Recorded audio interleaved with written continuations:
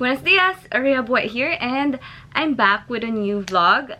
So, for today's vlog, I know a lot of you actually agreed that I should also do this video, so here it is. And as promised, this video should come out after my Chavacano only vlog with Vinci, so I hope you watch that video. It's actually a very different vlog since we were speaking in Chavacano there, but you guys can watch it because I did put some subtitles so you can understand us as well. So yeah, it was a bit different because it was a collab video and we were actually really speaking in our own dialect, which is Chavacano, and it's actually a funny vlog. I was really laughing the whole time I was editing it. So enough about that. Now let's start with today's vlog. So again, today I'll be sharing with you all about my experience with film photography. Just a disclaimer, I'm not a pro with this, so I just started and I'm really pretty new with the whole film photography. So to start with this vlog, of course, I'm gonna show you the cameras that I've invested in. The first camera that I actually have here is the Minolta Zoom 70. This is a 35mm film camera. So the lens is 35 to 70 mm, so you can actually zoom this one. You have these buttons here, which is, I'm just guessing because it says here it's W and T, so I think it's wide and tight. So I actually wanted to start with a point and shoot camera. That's why I got this, and I bought this from Facebook Marketplace. So I'm just gonna share the link down below. Actually, when I was choosing on which point and shoot camera that I should get, sobrang wala akong idea. So I was completely lost and hindi ko alam yung quality or like yung film cameras na nasa market. So what I did was, before I purchased this one, I really did my own research. So naghanap-hanap ako sa Google kung ano yung affordable or like the best point and shoot camera for beginners. This one actually wasn't on the list kasi mostly yung nasa list are the common ones would be Pentax, Fujifilm, and Olympus as well actually. And among all of the brands na I found online, one of the film cameras that I wanted to try was the Minolta brand because Minolta is a brand from Japan. So yeah, I was really curious about this camera. That's why I wanted to get this as my first film camera. So yung mga photos ko lately on Instagram are mostly taken using my iPhone. Ito, iPhone 8 Plus. So I have this. I use this to take my photos, and my Canon G7X, which is this camera right here. Hinanap ko pa siya, no? So yeah, this camera right here. So I only brought this camera and this camera and my phone with me during our Europe trip kasi gusto ko chill lang talaga yung trip na yun. I didn't want to hassle myself by carrying my Fujifilm camera. Hindi ko na siya dinala, and I was a bit scared na baka manakawan pa ako doon and mawala ko pa yun. I then sacrificed that option and left my Fujifilm camera here at home. Anyway, this camera right here, I actually saw this in one of my idols. Yan. So I like Alisa in the City so much. I follow her on Instagram and I saw that. I think she has the Minolta point and shoot camera as well, but I'm not sure if same model yung camera ko and hers. But then again, I saw that she was using Minolta and her photos are great. So dun ko actually binase yung itsura or quality ng photos through her photos. So yeah, yun. And actually magaan lang siya. That's why I like it, and it's super easy to use. So it's really perfect for beginners like me.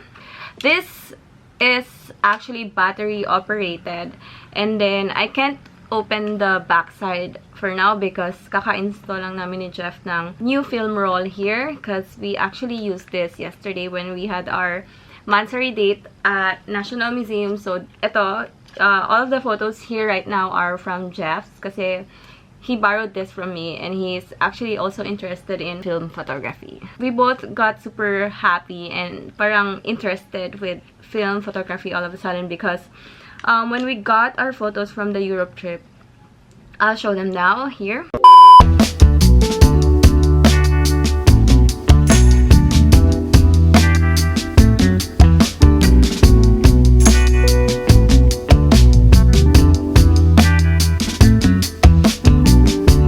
So there, as you can see, the photos are really nice, and the experience of like shooting and waiting for the film photos to get developed or scanned is really exciting, and you'll never know if perfect ba yung shot mo, if blurred, or if overexposed, so you'll never know. But this one is an automatic camera naman, but then again, I'll show you some of my shots. Some of these are actually blurred.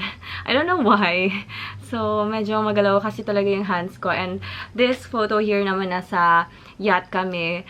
This, I can defend why it was a bit blurry because the boat was really shaking. So, I can't really keep my balance while I was taking this photo. So, there.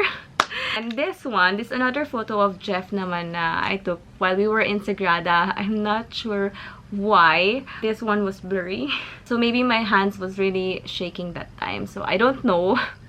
But yeah, I think it's still a nice photo. So the thing with film photography or film photos actually, the more it's not super perfect or the more it's blurry ganyan, it somehow becomes an art. So artsy pa rin siya, maganda siya. Yun yung feeling ko towards it. That's my personal opinion. And also, most of the photos that I've taken during our Europe trip using this camera, I always make sure that the flash is on kahit na super tirik yung araw, because I wanted to imitate that flash on daylight effect, like how Jeff and I did when we were shooting it on digital. But then again, pag digital kasi, pag ginawa din namin yun sa digital on our Europe trip, super hassle for Jeff sa part niya because he has to carry his speed light, which is super bulky, and then yung camera niya it's also bulky. So ayoko lang din ma-hassle si Jeff. That's why I really thought of buying this film camera, and like less effort for me to edit my photos to make it look more vintage, because you all know I'm the type who likes to edit all of my photos with grain effect, yung medyo vintage vibe, para lang to save my time and not to really do that part na I then wanted to just shoot in film. So, diba? Mas legit pa siya. So, yan. On some of the photos, actually, may date pa. And on some naman, wala. I don't know why. I'm not sure if may na-adjust ba ako dito sa back part niya. This one, I haven't researched yet kung ano siya, kung anong ibig sabihin ng buttons na to. So, I'm not sure. So, I can't really tell you anything about this. So far, the lens of this camera and yung viewfinder is super clear. So, guys, before you purchase any film camera online or elsewhere, just make sure that you do your research on the camera that you want to buy first or that you're eyeing on. Make sure na alam nyo siya, kabisado nyo siya. You know how to open the back part for the film. Sorry guys sa mga film photographers out there. Don't bash or hate me because I still don't know kung ano yung mga technicalities or like yung terms for the names of every part of this camera yet. I'm still starting out here, so yeah, you can help me out if you want. Just drop your comments down below and you can teach me. And also, before I forgot, the film rolls that I used during our Europe trip were, sorry hindi ko memorize, so I'm gonna check yung order form ko kay Sunny 16 Lab, because that's where I had my first film rolls scanned. So for my first film rolls, I actually just used Fujicolor Superia Extra 400 and Fujifilm 200. C200 ba yun? I'm not sure, but medyo kulang-kulang din yung pagsulat ko dito, guys. Sorry. Ito yung photos nila. So these were my first film rolls, and the reason why I got this, kasi ito yung medyo, I think, these are the cheapest film rolls in the market. So if you're starting and you're still not sure about film photography, if gugustuhin mo ba siya or not, and you don't want to waste so much money, then I suggest that you purchase this film rolls first. Actually, don't invest on an expensive film camera muna agad if you just want to start with film photography. If you don't have any background with photography, so point and shoot muna, this is really a good camera for beginners. Since natuwa kami ni Jeff sa photos, he then wanted to actually get his own film camera. So sabi ko, hiramin na lang niya yung camera ko. This one. And since I was actually also planning to purchase my first SLR film camera, I bought this Minolta SRT 101 SLR film camera. This is a point and shoot. Ito, SLR. Actually, sobrang bigat niya. As in, solid, guys. Ang bigat niya. Hindi ko in-expect, actually. It really looks like a vintage camera. Super aesthetics if that's what you want. Actually, magkakamukha sila. Minolta, Canon, and Pentax. They all look alike. Actually, I really wanted the Canon AE1 for my first SLR film camera. But then, sobrang hirap niyang hanapin and medyo pricey siya. So, I didn't want to waste so much money on my first SLR camera. Ito, I actually got this for just 5,000. Medyo mahal na siya actually, but then it's kind of cheap for a SLR camera na. And the nice thing about this unit that I got is super kinis niya pa. Like, I can't even see if actually konti lang yung mga flaws niya, like this part lang na may medyo may gas-gas na, but minimal lang naman. But overall, it's still really clean. The viewfinder is clean. The lens is clean, like walang haze or walang fungus. All of those things you have to really check when you purchase film cameras again. So, as long as everything's working, light meter is working, viewfinder is clean, lens is clean or clear, and has no fungus or doesn't have haze. This one I bought sa Carousel. So, pinag-checkaan ko talaga yung Carousel. I really looked for Canon AE1 and Minolta. This one is RT101 sellers and also Pentax K1000. Sobrang dami kong options. So, those are actually one of the best models for film cameras, especially for beginners. Try nyo yung Canon AE1 talaga. Yun yung pinaka-best actually. According to my research, yun yung pinaka-best. And the next is Pentax K1000, and the next is this one, Minolta SRT101. And actually, they have the SRT102 na, but then I just wanted to try SRT101 first. For the lens of this camera, the aperture for the lens is 1.7. Sobrang nagulat ako na may 1.7 pala because I'm used to 1.2, 1.4, 1.8, 2.8, 2.0, and then this one is 1.7. So, yeah, medyo nagulat kami ni Jeff dun. But then, with 1.7 aperture, you will really get that bokeh effect. I know the lens is 55mm or 50mm. I forgot. Yun, yung range niya. So, basically for me, I use this for portraits. If gusto ko yung may bokeh effect, then I go for this camera. Although wala lang siyang flash, if gusto ko yung raw or like mas wide ng onte, then I go for this. I wanted my first roll with this camera to be in black and white, so that's why I tried out the Kodak T-Max 400 first. I don't have any sample photos with this camera and film roll yet since kakagamit ko lang nito kahapon. But I'm gonna share with you the results or the photos on my Instagram account.